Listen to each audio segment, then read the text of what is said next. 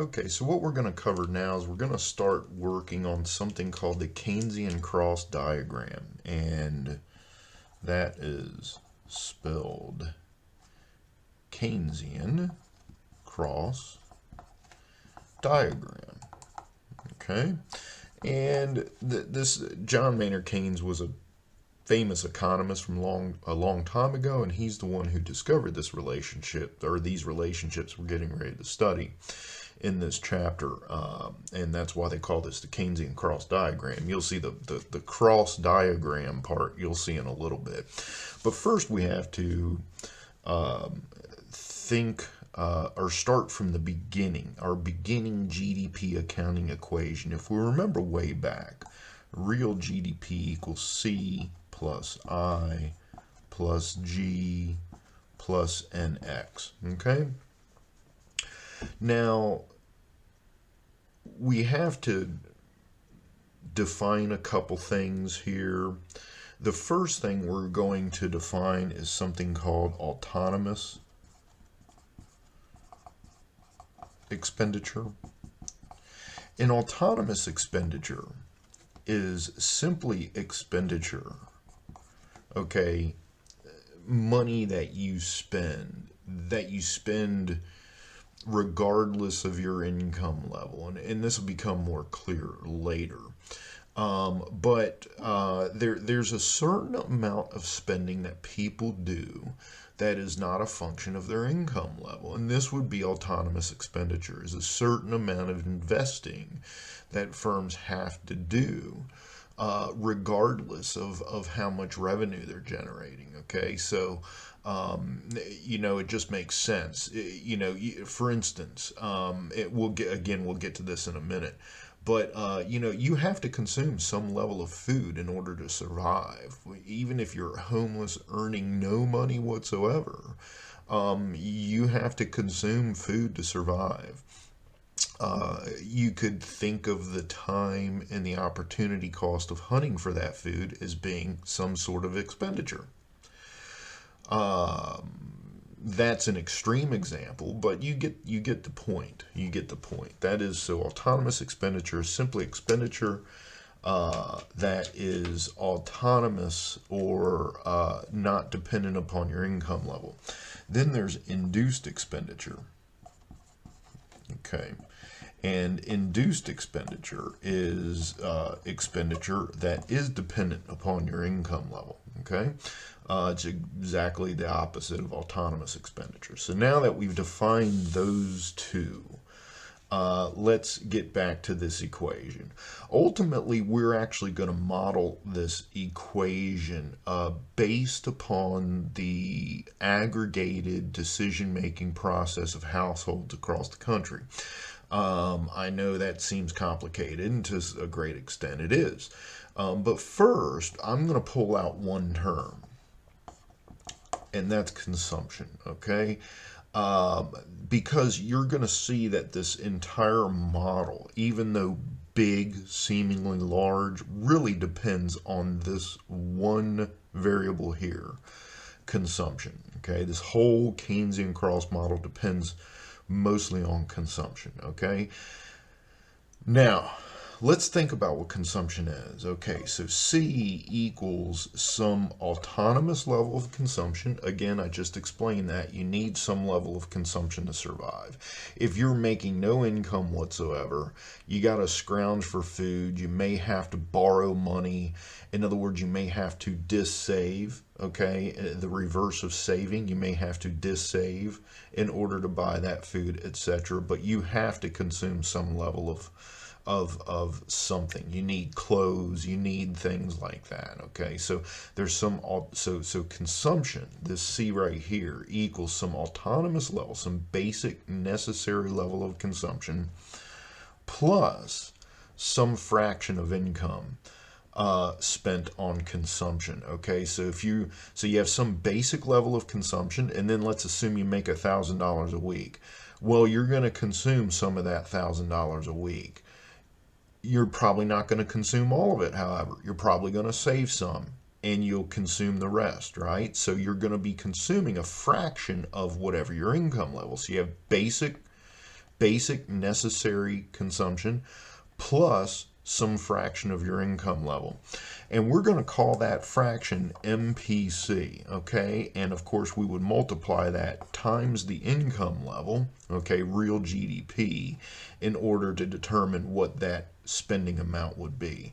Now, what is MPC? MPC equals the marginal propensity to consume. Okay, and what is it? Well, MPC mathematically looks like this. It's simply how much does my consumption change if I change my income level by some amount. Before I go further, let's just set a value to MPC. Let's assume MPC equals 0.80. What does that mean? That means if my income level increases by $1,000, I'm going to consume 80% of that. So I'm going to consume $800 of that, okay? Furthermore, on the flip side, that means I'm saving 0.2 of that $1,000, which means I'm saving 200 of that $1,000, right?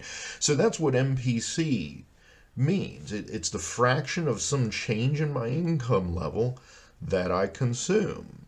The reverse of that, so to speak, the flip side of that is saving, okay? So what I don't consume, I save. This function here we call a consumption function, okay? Now, the MPC is bounded above by 1. You can only consume every dollar you make, right? I mean, so you know, if MPC is 1, that means you're consuming 100% of every dollar change in your income.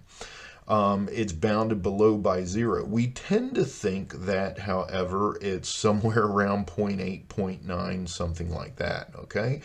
Regardless, it's almost definitely less than 1. What does that mean? Well, this is just a linear function. This is just y equals mx plus b, okay? This is just a function of a line. So what is MPC? It's the slope of that line, okay? So if I were to graph, let me just take this away. If I were to graph, say, consumption, okay, on real GDP, okay, this line would have an intercept that would be positive, say right here. That distance there would be C0, and it would be upward sloping because MPC is positive, and it would have a slope less than 1, say 0.8 or 0.9. That function would look something like this. This is the consumption function. Okay?